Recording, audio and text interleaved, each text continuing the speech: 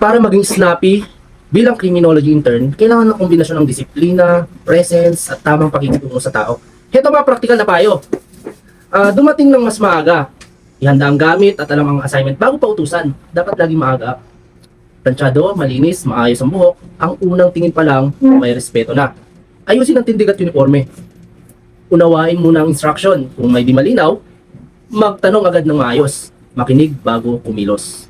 Iwas standby, iwas cellphone kung hindi kailangan, maghanap ng pwedeng may tulong, gumalaw ng may purpose.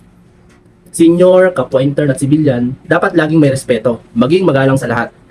I-observe ang surroundings, pansinin ang detalye at maging ready kung may ipapagawa. Panatilihing alerto ang sarili.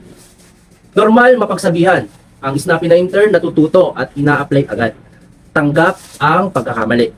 Iwas chismis, iwas yabang, iwas pasikat, trabaho at serbisyo ang focus. Ingatan mo ang integridad. Kung may nakita kang dapat ayusin o tulungan, kumilos agad. Huwag hintayin pa. Magpakita ng initiative. Mas madaling turuan ng masipag at may respeto. Dalhin ang magandang attitude. Tandaan, ang pagiging snappy na intern ay hindi lang sa bilis kumilos, kundi sa disiplina, respeto, at pagiging handang matuto.